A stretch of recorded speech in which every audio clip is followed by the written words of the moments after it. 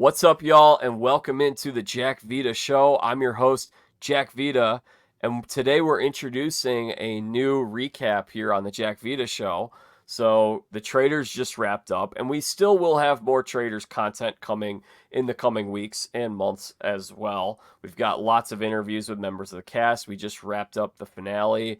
Stephenie LaGrossa Kendrick. We had such a fun time co-hosting that together. And we had so much, we got so much interaction. A lot of you guys said you should cover more shows. So that's what we're going to do. We're going to cover Deal or No Deal Island all season long here on the Jack Vita Show. And I want to introduce you guys to my co-host who will be walking through this season with me. No stranger to Stephenie. Stephenie got her voted off Survivor once upon a time. It's Brooke Struck from Survivor Guatemala. Hey, everyone. Happy to be joining you, Jack. Now, Brooke, of course, you have been a reality TV watcher for a while. I know you, of course, you played Survivor. You weren't on there for too long, unfortunately. We talked about that in great detail on a podcast last summer, so you guys should check that out if you want to hear more about her Survivor experience. But I know you've been very active. You've gone to a lot of Survivor events over the years. You know quite a few people from these shows. So this has been a part of your life for a while, right? Yeah, it has. It's been kind of a fun alumni group to be a part of. And so, yes, even though my time on Survivor Guatemala was short lived, I've gotten a lot of fun opportunities since then and gotten to meet, casts from Survivor, Amazing Race, Big Brother. All sorts of ones. And let me make this clear. Stephenie has not been replaced. She'll still be doing Traitors stuff with me, but she's a busy mother of three, and Brooke is too. So we're rotating the moms in for different shows. That's how this is gonna work. Yes. She's gotten more of the Traitors insight having played the game, so it makes sense. Yeah, we don't. So this is season one of Deal or No Deal Island. We don't know anybody who's been on this show before. No one's done it, so we don't really have that person who's an insider. But I thought Brooke will be a great co-host. She's very smart, she's very funny, and she's very fun. So, and she loves these kind of shows, and your kids are getting into it too. Yeah, they've really enjoyed watching it. And so they were actually the ones who were begging me to do this with you. So they were excited, as I was too. I mean, I wasn't sure how this season was going to look with the whole twist, and I was skeptical, but it was actually much better than I expected. I really enjoyed it. So we'll have you guys covered all season long. So make sure you subscribe to the Jack Vita Show here on YouTube or wherever it is that you get your podcasts. And like I said earlier this week, I've also created a new YouTube channel. So this channel here will be all of our entertainment coverage. I've realized that not everybody who watches reality shows is a huge baseball fan or a big sports fan. So I've got another YouTube channel now where I'll put all of my sports content. I'll leave that link here in the description so you guys can subscribe. We're starting from scratch there. So if you're a sports fan, check it out. We'll have a lot of baseball stuff coming soon and probably some NFL draft stuff, interviews with athletes, all that good stuff. But today we're here to talk about Deal or No Deal Island. You touched on it briefly, Brooke. What was your reaction when you first saw, like, there's going to be a show called Deal or No Deal Island? Yeah. Well, it's funny because you have some of these reality shows, like you look at Survivor, and it's kind of like when you're doing the same thing again and again, they feel like they have to kind of reinvent themselves to kind of draw in a bigger audience and not to lose the people you have. And so I watched Deal or No Deal back in the day, but it's been a long time. And I thought about it and I was like, yeah, it does kind of seem to get to be the same thing again and again. And so throwing in where it seems like, hey, it's half Survivor, half Deal or No Deal really makes it entertaining. And I always love shows where you get invested in the characters. And I think that's part of this, is that you really get to know these people. And when you're out in these harsh conditions, people's true colors come out. And that's my favorite, is really seeing what people are like. Yeah, I would say I've been impressed with it. So we're taping this right now. This is after the third episode. I think a lot of people looked at it and they're like, oh, that looks kind of funny. Like, Deal or No Deal Island? What? Boston Rob's here? What's going on? But I've been really enjoying it. And I think I didn't know how it was going to play out, but it's pretty cool. The challenges are cool. Like, the thing that's kind of different, the difference between this and the Traitors is with the Traitors, they have really cool challenges, but they really don't add that much to the story because it's like, okay, how much money are they going to win? And they always end up filling up the prize pot. So it's not like there's some big advantage you win from winning a challenge. But here on Deal or No Deal Island, they've got cool challenges and they're very consequential to how things play out. Hmm. Yeah, no, that's the thing that makes it a good twist is that, you can save yourself by winning on these challenges and things. And I think it's interesting too, especially in this third episode, how people really got so much more strategic and you start to see kind of that whole like alliances forming. And it's weird how it's shifted, it's kind of moved that direction. So you were a fan of Deal or No Deal back in the day? Yeah, I mean, I watched it here and there and stuff. So yeah, I enjoyed it. We were really into it. Let's see. So can you guess the premiere date? Let's ask this. Do you think Oh it was gosh. before or after you were on TV? I feel like it was a little bit after, but not too much. Maybe 2007? No, it was actually 8 days after the Guatemala finale. I That's looked this up. crazy that it was that Yeah. close in timing. Huh. That's fascinating. I thought it was later too. I would have guessed like fall '06 was my Yeah. guess, but I mean, it was only on for a few years. When it first started, it was a big hit. People were watching it. I think was it on every night? I can't even remember if it was on. I think it was on Yeah, I don't like know. a lot of nights. It was a very popular game show. It kind of was a little bit after like the big game show craze with Who Wants to Be a Millionaire, where that was like Mhm. this huge entity where everyone was watching that every single night. But Deal or No Deal, like I was a kid and we had a Deal or No Deal like board game. We had Oh, a plug in and play one that you could play on the TV. There were arcade games. Like it was a cool show, and so to see it come back in this format, it's definitely like it was not something I thought about in a long time, but here we are, and I'm pumped. have you ever played the video game version of it? Yeah, Well, it's funny because they have a Dave and Buster's near us. And so the reason my kids know Deal or No Deal is because they played it at Dave and Buster's before and they really enjoyed playing it there. And so that's how they knew it. well, that's hilarious, and that just goes to show like this show has been on for a long time, and it's funny that the arcade version is what's brought people in. So Yep. let's dig into this episode. Things start picking up off of last episode, where tempers are really starting to rise here on Deal or No Deal Island. Rob is just stirring the pot as he always does. He decides to like sit everybody down. They're all sitting down, and he's like, "When you said that you're gonna kick my behind, I took great offense to that. That was not cool. That was a personal thing." And then it cuts to a confessional of Rob just being like, "I know it was a joke." Yeah, no, that's the thing is that like I realized in my season of Survivor, more after the fact, but we were the first time you had returning players. We had Stephenie and Bobby John.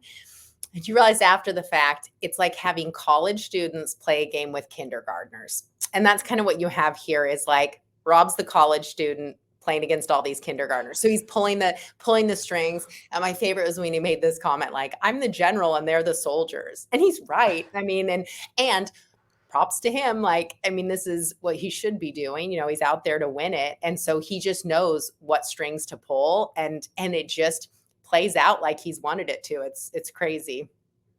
It is amazing how he is pulling the strings once again. I just had an image of Billy Madison as you made that comparison. Is Bobby John like the Billy Madison of Survivor? Yeah. Kind of like that. um, so this is good. It's like we're kicking off. Rob's stirring the pot, and one thing that I thought was really interesting was we're starting to build up Alyssa as a character here, Mhm. and I really like Alyssa. And Alyssa actually, fun fact, did you know that she knows Danny? No, uh-uh. Yeah, so Danny Boatwright, the winner of Survivor Guatemala, and a good friend of ours, Danny has been very involved in the pageant circuit for a long time. She was I think she was the runner-up Miss USA. She was Miss Kansas USA back in, I won't say the year, but um, she does stuff where she trains and helps pageant girls. And I talked to her yesterday, actually. She called me up and we were catching up, and she said this girl Alyssa, she's like the very best of the ones that she's worked with. This girl was Hmm. incredible and just had only glowing things to say about her. So she has known her for a while. Like I think back to like when she was maybe a teenager. Oh, wow. Yeah, that's funny. Would have had no clue that Alyssa was in the pageant scene back in the day. So that's cool. That's really funny. So many Survivor connections and Survivor Yeah. Guatemala specifically. So, Yeah, Survivor Guatemala. Oh my yeah. gosh, it's so funny. But Alyssa they've been building her up a little bit. And Mhm. last week they made it look like she was gelling with Kim and that they were working together. And then this week, Kim confides in her and she calls Rob and Claudia some swear words. And I don't even, not that I would even try to repeat them, but I don't even know what the swear words were. It was Yeah, very no. ambiguous. I could guess, but I don't need I don't need to. All we know is they weren't appropriate, weren't kind. So, yeah, and that's one where uh, you just you can't trust anyone. You guys are I mean, when you're competing against other people for that amount of money, people will backstab. I mean, for me, it's a game. It's like if you're playing poker. Part of the game is bluffing and things like that. But yeah, you can't trust anyone. And so then to badmouth people like that, and that's not strategic in your game to call people names. And so yeah, that was pretty foolish of Kim to do. So And then Alyssa decides that she's just going to go and blab and tell Rob. And before you know it, everybody knows, and it's this gigantic scheme and plan. Like, okay, no matter what, Kim's going out next. yeah. Well, and it makes sense. I mean, Alyssa's smart because you want to throw like you want everybody to kind of target someone else. And so that was smart of her to do. And it's funny, and this is probably not popular opinion, I've liked Kim. I think she's entertaining and I think she's going to give people a run for their money. She's like her or not, but yeah, now she's not making a lot of friends. She's got a big target on her back. So, She's stirring the pot for sure. mhm. And we like that. We like that on TV. So Yeah, no, she makes good TV. Alyssa, Claudia, Rob, it's Aaron. It picked a good cast.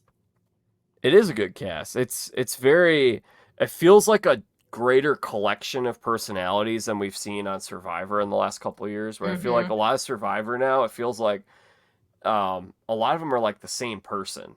And this feels like it's more of like, okay, here's Kim and here's Alyssa and here's some of these other people that we'll talk about later. Yeah. Aaron. How about Yeah. Aaron? Oh, yeah, I think Aaron's great. I love that. I hate this game. I hate the banker. When they're pulling him back to be launched and stuff. I would say he's probably one of my favorites, and I think my kid's his favorite too. So All right, guys. I just fixed our background because I realized that I had the Traitors background on here. So we won't be making that mistake again. I think I did one Traitors podcast this year with a baseball background, but my mistake. Um, Picking up where we left off, Alyssa calls Kim a witch. Strong choice of words, but not as, at least she didn't swear. She didn't use the bad words. yeah. Okay, it's funny because I thought Alyssa was calling herself a witch. Like she was Oh, you're right. Yeah, I was gonna say, I she think said Alyssa was saying like that back in the day she would be burned at the stake, kind of meaning that I think she's not the traditional type. That's also why I was like, oh, that's funny she did pageants because yeah. I think Alyssa's kind of alluding to that she's a little bit more counterculture and not everybody's cup of tea. And so, anyway, I really like how outspoken she is, and that she's trying to play a strategic game and not just sit back and let everybody else, play the game and do the work. So she's going around and she's telling people, this is the plan. We're going to target Kim. And there's one person who says they're not down with it, and that is Stephenie. This Mhm. was really like the most screen time we had seen from Stephenie, but they set this up very well. You can tell that Stephenie is not going to go along with this plan. And then, of course, at the challenge, she's presented with that decision. Yeah, poor Stephenie. I felt so bad for her because it did seem I don't think Kim's that much of a threat that people needed to throw themselves under the bus to get her out this early on. And I think Stephenie realized that, like, why am I going to throw my game to try and get Kim out when it puts her at risk and no one else? And, it's so crazy to me that she didn't just, I get she succumbed to the peer pressure. And she even said, she's like, oh, I can't believe I did that. But yeah, it's funny. As soon as she got the steal, she was like, that is the worst option, like the worst thing she could have gotten. Cause then it just put a target on her because she's not doing what the group wants. But if she did what the group wanted, she could have gone home. If she'd taken the lowest case, she may have had to play. And it's just crazy that Rob got to keep his case and be safe. And I'm like, Rob is the biggest target they have out there. And, Claudia put her disdain for Kim above worrying about herself. And she made that offer to Stephenie and it ultimately burned her. Well, let's get into that. So the challenge is called Swingers Club. Interesting name. What did you think of this as a challenge? So basically, someone's hanging from a tree on some kind of rope swing type thing, and they're really flying through there. They're going through it really quickly. I don't know how quickly specifically, but I mean that looks like I would probably get sick trying to do that. Yeah. Well, it's funny because the other challenge in episode 2 was the one where, he had to climb the tree and get the arrows. And so you saw poor Aaron, who physically it was so hard for him to do that. So the thing about this challenge is it didn't require you to have any kind of strength. You just had to have the courage to do it, and then, throw the piece on the board and stuff. So, I mean, I can see if you have a fear of heights, like everybody did it, but you could see how much it was like Stephenie really, I feel like that was the hardest for her that we saw. I mean, Aaron didn't like it, but I think Stephenie seemed the most legitimately terrified to do it. And I can't believe Rob's first toss. I mean, that was crazy. I feel like you would be like, "Ooh, this looks fun. I want to try this." It's funny because never, ever, ever will I like bungee jump or parachute out of a plane. I have limits, but things like zip lining or something like that, I could do. But not my favorite thing, but I wouldn't be as terrified as some people. So yeah, but no, that did look like that was a pretty far drop, I think. I definitely would. I'd do it. I'd try it. Stephenie Yeah. was the person you mentioned. She had like a panic. It looked like she had a panic attack. Hmm. Yeah, no, she did. I mean, I think she was just terrified, but she did it. She fought through it because she wants to win and stuff. And that's the thing too, where you have to just figure out how to shove your fears down and go for it because there's so much at stake. Like you can't not do it. So Well, everything is about to go crazy here in a second when Stephenie gets the steal, which she says that she did not want. That was the last thing she wanted. And I think from the strategy point standpoint, I was thinking about this. How do you want to play Deal or No Deal Island?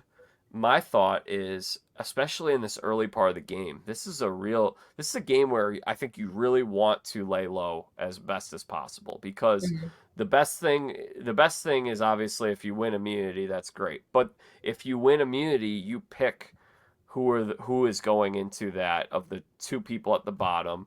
Who are you going to send in Mhm. to face the banker? So you're getting blood on your hands in one way or another, and then the person that if they beat the banker, they can pick anybody who isn't immune to go home.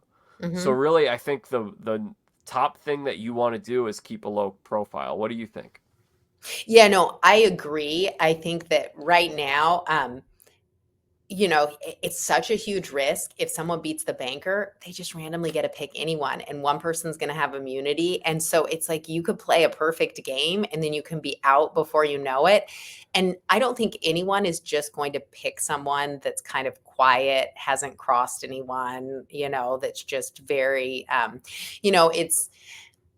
it's interesting because in Survivor, you ultimately vote who wins. So you got to worry about who's getting out and things like that. But in this, there's no consequences. You toss someone out and they're out, and then you just, you keep moving forward. So I think the people who are quiet and things will get to stay in longer. So, but you don't want to, you kind of want to shove other people out there, kind of like what Alyssa was doing. Like, hey, Kim said Yeah. this about you guys, And so when you put Yeah. other people out there and just kind of if you're able to still lay low yourself, then that works. And poor Stephenie got a target on her back because then she didn't go with what the rest of the group said. Anything that singles you out, you kind of ruins your game.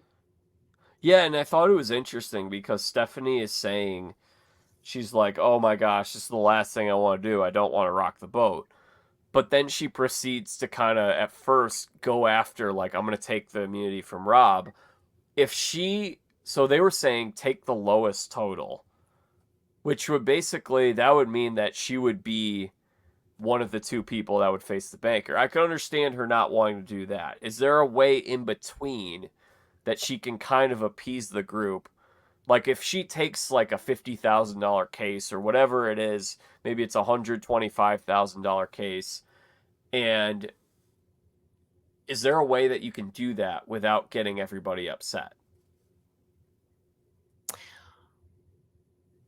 I don't know, because the whole plan was that you wanted somebody else in the bottom right. So Kim wasn't going to be up for being able to throw someone out. So I think her going middle of the road wouldn't have appeased anyone either. I mean, I think that's why she said it was kind of damned if you do, damned if you don't. That's why she didn't want to get the steal. So, and I'm with her, like, you have to play for yourself. Like, you don't want to, sacrifice yourself for what the rest of the group wants. But as soon as people realize you're all about yourself, and then it puts a target on your back, even though everybody's doing the same thing. So, Yeah. I think she could have tried to be like, guys, I cannot face the banker. Like I'm not doing it, but I'm not going to take immunity from anybody. Like, is there anybody who would volunteer who would like to play tonight? Or I think that maybe there's a way that she could do that. That's a little more civil.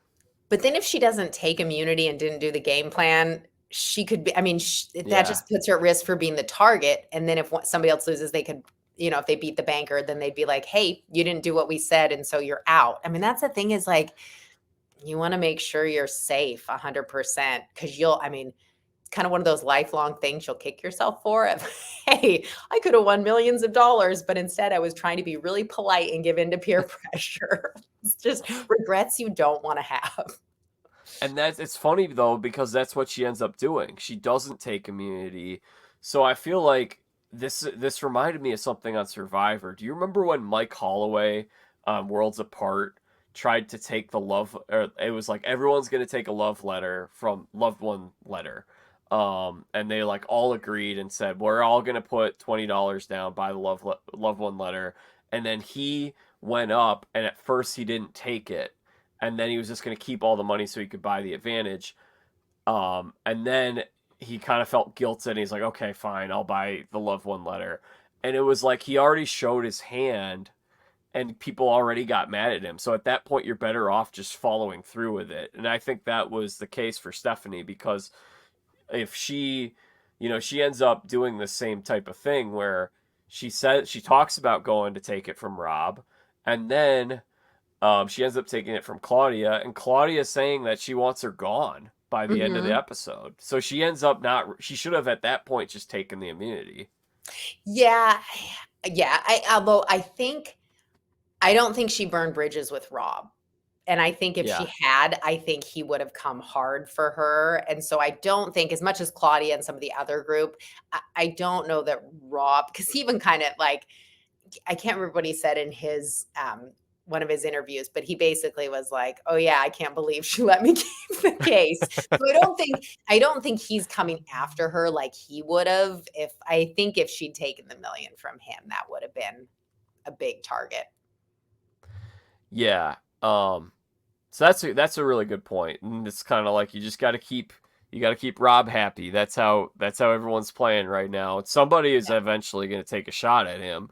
I feel like I would say I was a little surprised to see Claudia offering up her own safety for Rob's safety. What do you think? I mean, I'll ask her tomorrow when I talk to her in the exit Mhm. interview. Why do you think she offered that up? I think she's just caught up in the moment of we're the team and we're gonna get Kim out and like making the sacrifice, like thinking that's the big move.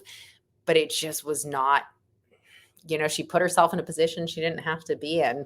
And so I think it was just to like appease the group and appease Rob. And I think she just didn't think it would go like it did, obviously.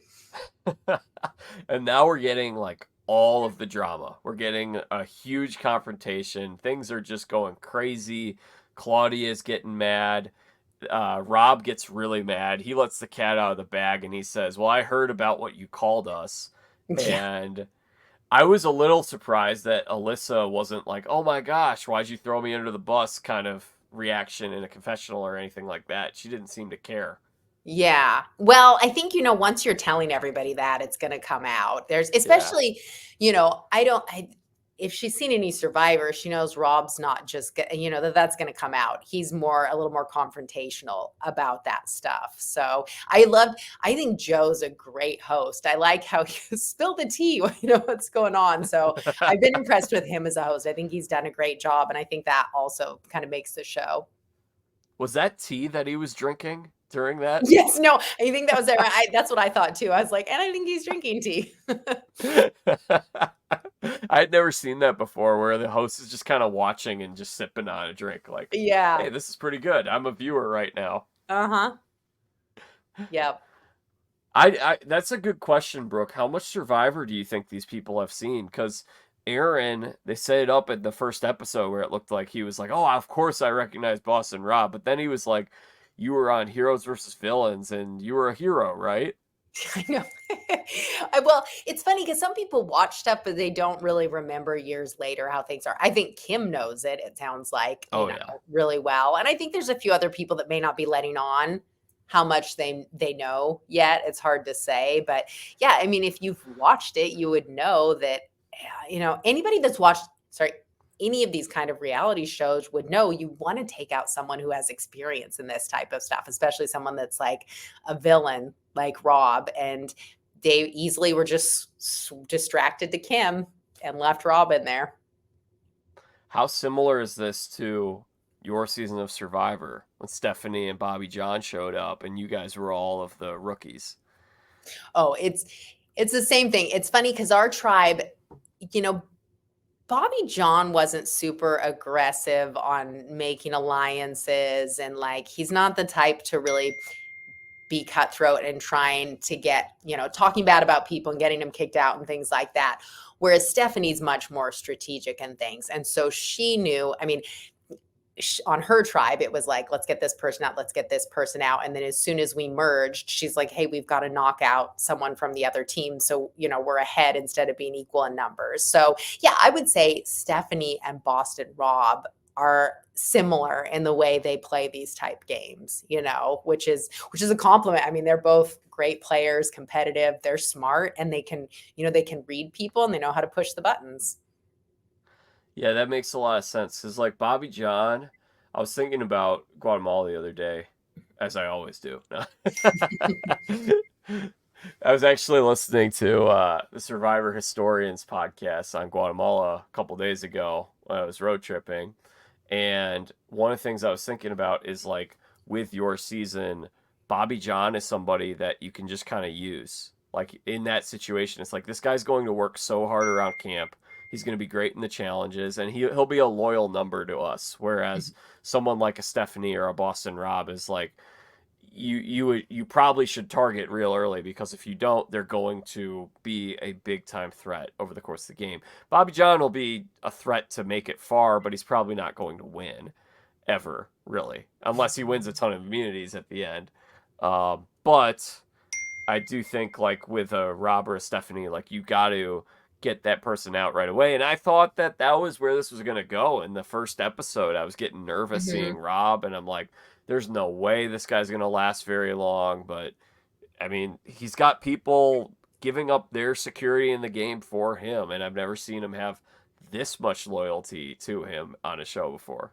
Yeah, no, he's sitting pretty good right now, and especially with Aaron and things, because I think everybody really likes Aaron and they don't see him as a physical threat. And then he's kind of got Boston Rob's back. And so, yeah, it's interesting on that. But it's true what you said. I mean, Bobby John is great, and he's a great, like, Bobby John's very much a team player. Work hard around camp. Let's motivate everybody. Let's, sacrifice in the challenges and things. But he's so nice that he's not going to be thinking very much ahead about backstabbing. Whereas Stephenie and Rob, no, that's the game. You've got to be thinking ahead. You've got to be ready to, throw people under the bus, which is funny that I'm forgetting his name right now. The first person that was out, who is the professional poker player on episode. Branson. Yes, Branson. And it's funny because in poker, you have to be thinking more like that. And he just had a rough start. It's hard when you're new to these games and there was just some critical errors he made at the start. But that's the thing, is being brand new to this versus having experience. You're playing much more with your head than with your emotions. Yeah, so I think what happened with Branson was he probably thought that there were going to be more people that would be like, "Hey, let's get Rob out early. Why he's great at these shows. Why are we letting him tell us what to do and run the show?" And if he was on a season with maybe more people like that, like if he was on the Nakum tribe, Mhm. things may have been a little different. Yeah, yeah. Anyway, Claudia ends up sacrificing herself, and then Rob gives his confessionals where he's very proud of himself and he's very happy. And he's like, I still got it. He's like, I still got it. And it's like, here's Rob. It's been 22 years since he first played Survivor. He still has it. He's still winning challenges. He's won the last 2 challenges back to back. If he keeps winning, though, he's going to put more blood on his hands. Because, yes, in this case, the person that it was between Claudia and Aaron. He was never going to pick Aaron. And Claudia, again, this is something I'll ask her about. She seemed willing to go into that. And she said she wanted to play because she never played before. Yeah, no, I mean, I liked Claudia's confidence, and it is one, like, it could have been a great move, had she won, that was, would have been amazing. But it's hard. Yeah. I mean, she had a lot of experience from watching the game for so long. And so it's too bad, because I was enjoying watching her play. But I think a little bit she let her emotions get the best of her. Like her annoyance with Kim took center stage over, hey, this is about the bigger picture. Don't let people, that's the thing, is you have to realize in this, don't let people who are obnoxious and annoying throw you off your game. You can't worry more about revenge than like the ultimate prize and things, where it's, Rob, I think he'll get annoyed with people and he'll maybe kind of target someone, but he still doesn't make, he kind of said, I think early on about somebody, like, we can get them out later, it's not urgent and stuff. So Yeah, it seemed like she wanted to be a hero. I think you touched on this earlier with, like, she was doing what was in the best interest of the group and not herself. yeah. Yep. So Claudia ends up going in. Aaron does not go in.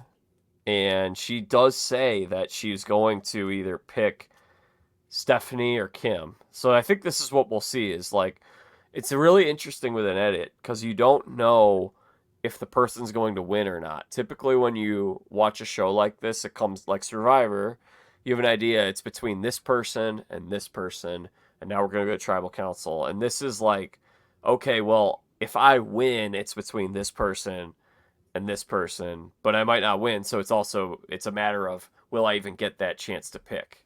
Yeah. No, that's the thing that makes it fun is that it is a like the end of each episode is really a wild card because you have no idea if the person playing's going to go out, and if they don't go out and they get to pick somebody, you just one person's safe and then it could be anyone.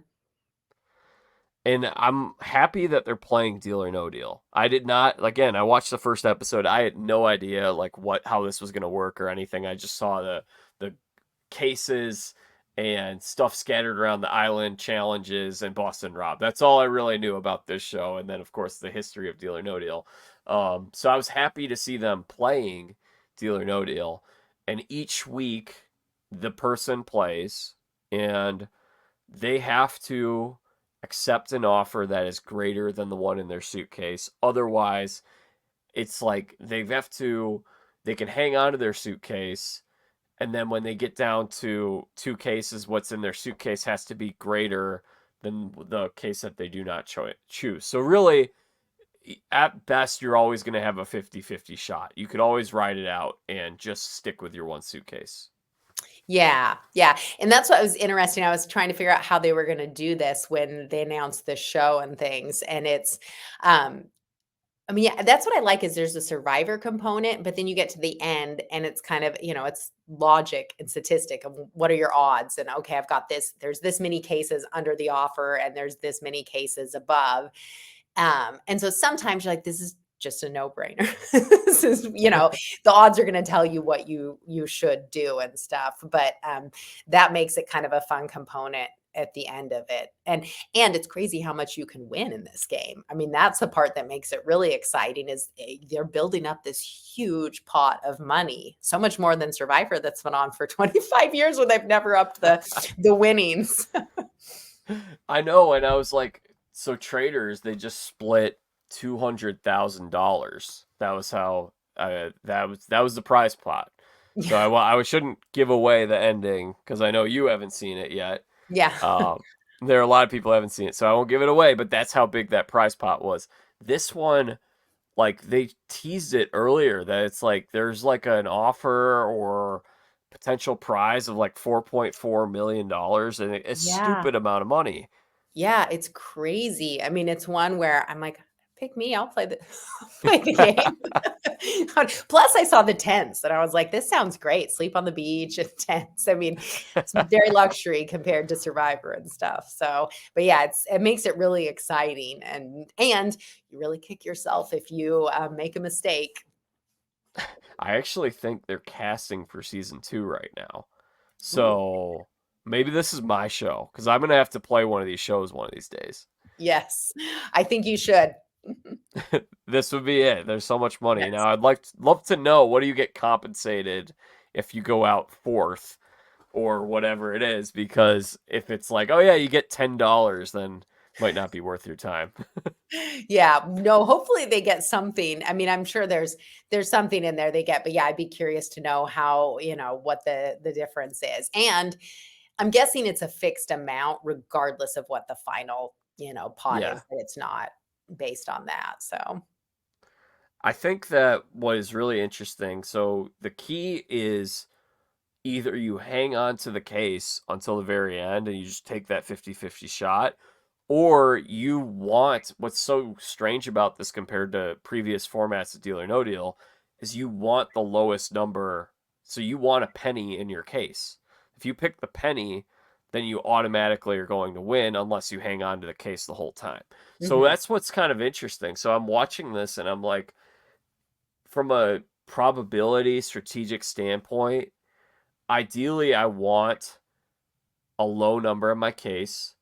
And then I think I want, in order to kind of like feel good about an offer that I'm taking, like ideally I want 1 million left. Or maybe I don't, because maybe I have the million in my case. Yeah. But like, yeah, I guess what I want is I want the million. I'm gonna assume the million is not in my case. And if I've knocked out all of the other higher totals, then that's okay, because yes, I might not get offered as big, but if like I've knocked out everything on the right side except the million, and then I've got everything on the left side, the offer is probably going to be greater than what anything that's on the left side. So then you're looking at like an 80 or 90% chance of your offer being higher. Yeah, I guess that's how that would play out in that situation. I know it's tough because, yeah, it's that question of do you wanna have the low case or you wanna have the $1,000,000 case? Because I mean, and okay, so let's say you get down to the final cases and, there's 1,000,000 left on the board and a penny, and they offer 500,000. Like, it's just 50-50 shot. What do you do? So, it's a tough one. I mean, and obviously, yeah, I don't know. It's so what I'm interested in is how many people are gonna go to the final, to get down to 2 cases and things. I'm curious how that's if each time someone's playing, if it's kinda gonna if that's gonna be the pattern if it gets to that point.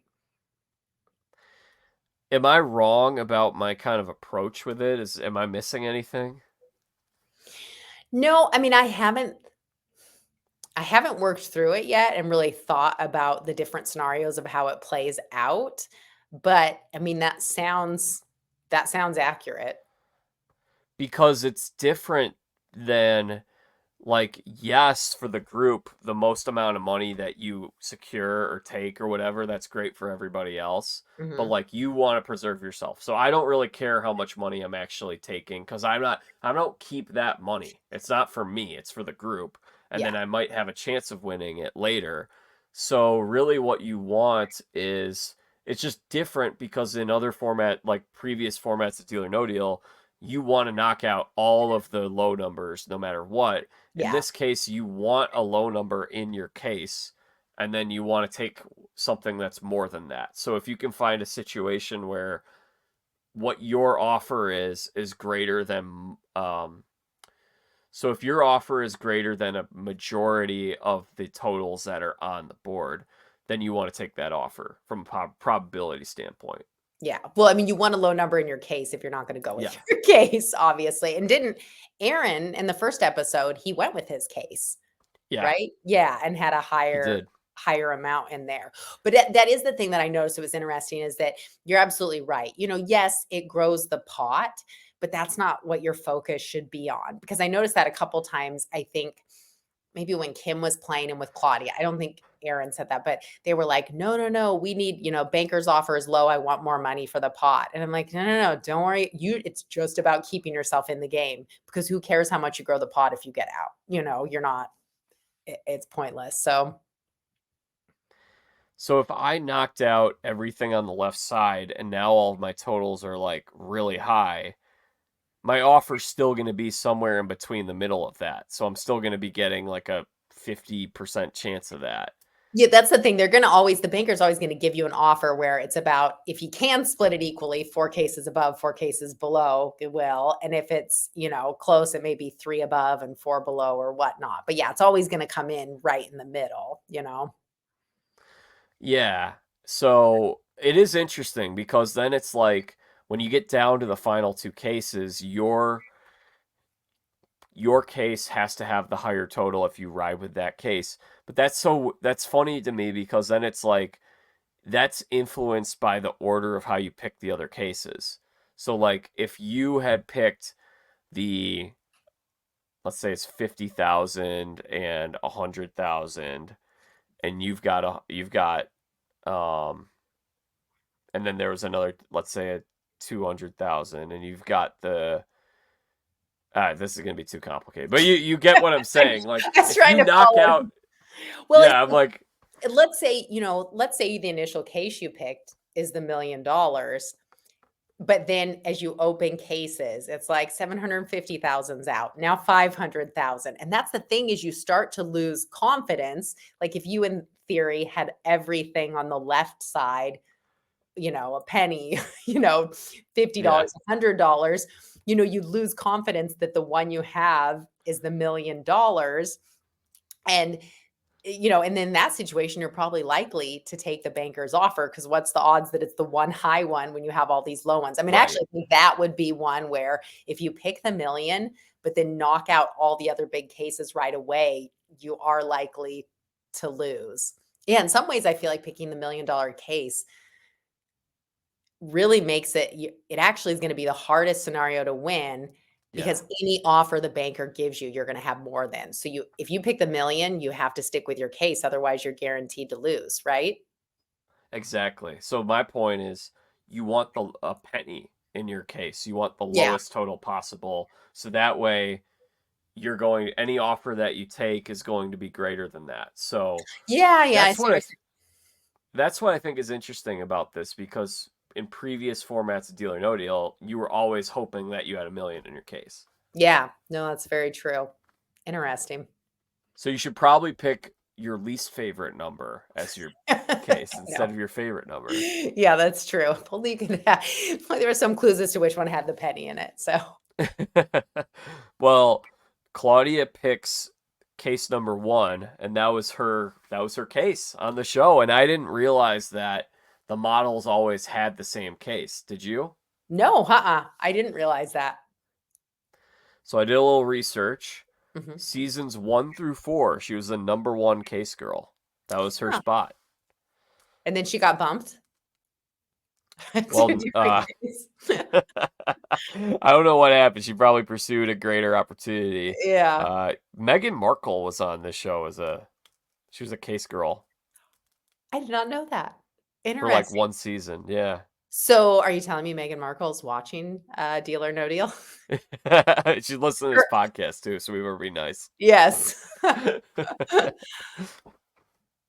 It was interesting though, because so then she picked one and she ended up having more in her case. I think she had the 500 in her case, and she ended up, so like her number ended up being good. If she Mhm. had hung on to it, she would have been alive. So she Yeah. got a situation where she had a penny, 175, and 500, and she got offered 180. So that was higher than 2 out of 3. So in theory, it's a 66% chance. Would you have taken that shot? Would you have taken that deal? So, remind me again, so there were She had a pet. 2 cases below the offer, right? Hmm. Yeah, Yeah, so I would have taken I mean, statistically, yeah, I would have taken the deal too. yeah. So that's tough. Mhm. Bummed to see Claudia go at this point. I felt like she was one of the most established characters. Like they set her up a little bit as kind of like the mentor type of person that like kind of, Mhm. she would kind of coach people while they're playing. Like, oh, that I got, good experience with that number there. Um, Tough to see her go at this point. Yeah, no, it is. I mean, I feel like she provided a lot of insight because of her experience on the show and stuff. So it was kind of nice to have her, like, I don't know, they call them confessionals or whatever, but to kind of narrate things. And so, yeah, it's always hard because reality shows you don't have any control over what order people are going to get voted out. And so sometimes you have some of these really entertaining players to watch get voted out. So It was tough, but we're establishing a lot of characters. We like a lot of these people. Um, One thing that got brought up in this episode that was a little interesting was uh your girl Kim, she loves to talk trash, and she starts saying that like uh Claudia's not that as good at this as she thinks she would be. She's not skilled. Is this really a game of skill though? no, and that's the thing that's so funny is that, well, and I guess maybe she's got a point that Claudia doesn't really have an advantage in this Yeah. so much because I mean, you're picking suitcases, and it's funny because people are like, "We're gonna help you," and I'm like, "No, you're not helping. You're just picking random numbers." I mean, it's it's not one where it's just statistics, you know. But there's not really an advantage to number picking. So Yeah, I think the one thing is just you have to weigh the pros and the cons and the probability odds. That's pretty much it. And you gotta trust your gut or whatever's directing you. Maybe it's God, I don't know, but you just have to guess. It's a guessing game. It's not. And then I mean there are smarts do come into play. There are going to be situations where it makes a lot of sense to take a deal, or it would not make a lot of sense to take a deal, and you have to be adaptive to those things. But not always is it going to be like not always can you trust the probability, because the probability in this case, it looked like, she had a 2 out of 3 shot that she was going to stay, only mhm. 1 in 3 that she was going to lose. And we both probably would have taken that deal, but didn't work out for her. So like we're talking about, it's a luck game. It's not really a skill game. Yeah. I mean, it is hard. Sometimes, like, I try not, in playing games like that, I try not to pre-think in advance exactly how I'm gonna do it based on the odds, because I think you have to leave some room for gut instinct. Because there's just times where people roll the dice and it shouldn't work out the way it does, and it does. So you do I think there's a degree of it where you kind of have to go with what your gut's telling you, even if it's a little bit against the odds. So, Brooke, that's episode 3. Is there Mhm. anything else on this episode that we didn't touch on that you want to touch on, or cast people, anything like that you had on your mind?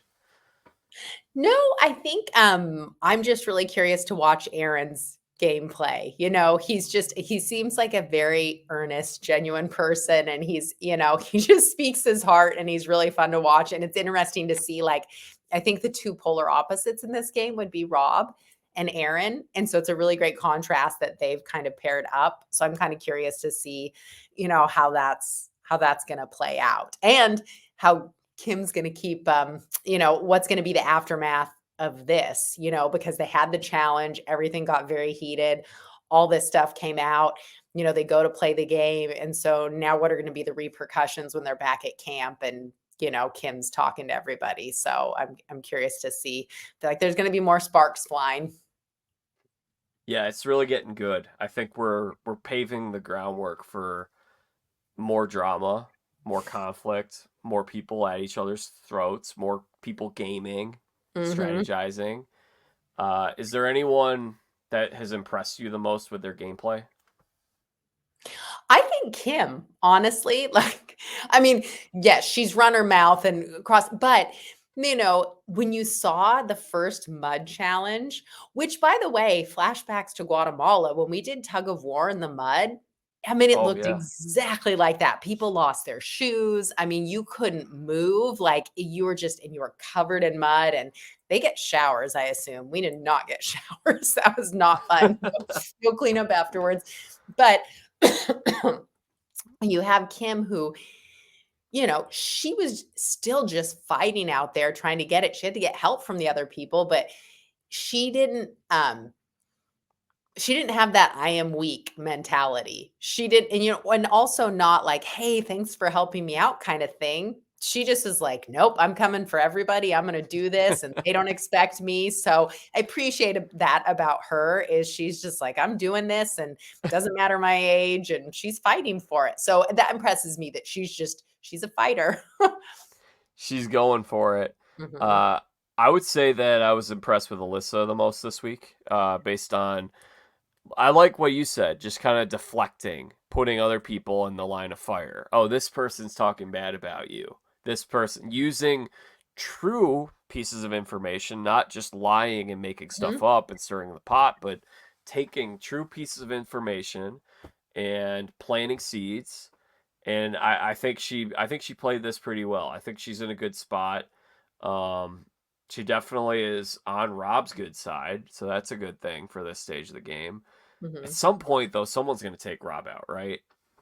Yeah, I would think, and I kind of feel like it's just gonna be one of those where someone beats the banker and they Yeah, realize, like, Rob's gotta go.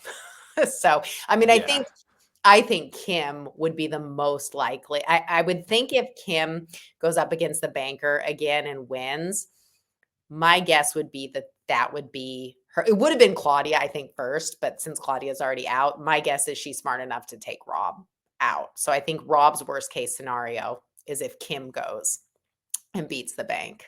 I mean, she might go after Alyssa for saying what she said, but she'd be smarter to go after Rob because I think he's the bigger threat. Because more I think people are she, following him than are following Alyssa.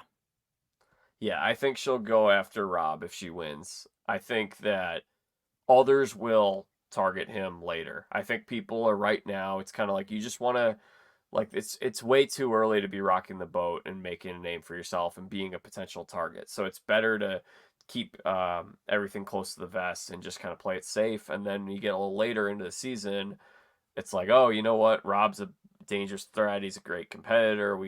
He doesn't have immunity this week. He's calling the shots. He's got a whole pecking order. We got to take our shot now. So I think someone will take that shot. It does look like he's going to be okay for a little bit though, and we're happy to see that. At least I'm happy to see Yeah. that. We enjoy seeing Rob on TV. It's fun. Yeah. Even though you know what people should do, you don't necessarily want them to do it when you're watching the show. Yeah, absolutely. Okay. Anything else, Brooke? What should I ask Claudia tomorrow? I would want to find out, obviously she had in her mind what playing this game would be like. And I'd be curious to see what was the least like, what surprised her the most about actually playing the game as to what she thought the game would be like when she played it. That's a good one. We will ask her about that. I will be back tomorrow to interview Claudia, so that episode will be later in the week. Brooke, thank you so much. This was a lot of fun, and we'll see you next week. Sounds good. Thanks, Jack. See you next week. All right, guys. Well, that was our first recap here covering Deal or No Deal Island. We are still just kind of getting started here. So if you guys have questions or comments, maybe throw us some listener questions. We can answer those questions next week. Ideas for segments, anything like that. We want to come up with some fun, creative ideas. We're going to recap these episodes every week. It's going to be fun. We'll have some guests join us. And like we said, this is only season 1 of Deal or No Deal Island. So unlike Traitors, where we've got the Bams and the Michaels and the Rachel Rileys and Stephenies of the world who can come on and share their thoughts and share their expertise from what they saw in season 1, we don't have Deal or No Deal people to bring on for like this kind of analysis. But we do have friends from Survivor and other reality shows, and I'm sure that you will hear from them over the course of this show. So if you're a Survivor fan checking this out, I think you'll be happy with this show. As I mentioned, please subscribe to the Jack Vita Show. Hit that subscribe button, comment, hit the like button, share this with a friend, give us a comment, give us a question. We will be back again next week. Actually, before that, I'll have my interview with Claudia. That'll come out later this week. So exit interviews, we will have those all season long. And then next week, we will be back for episode 4, recapping episode 4. We've got more Traitors content on the horizon. One of the winners will be coming on this show in the next couple weeks. Great interview with that person. Don't want to spoil it if you guys haven't seen it, but you guys are going to love Traitors. It's going to be great. So until my conversation with Claudia, I'm Jack Vita. Bring in the dance to the lobsters.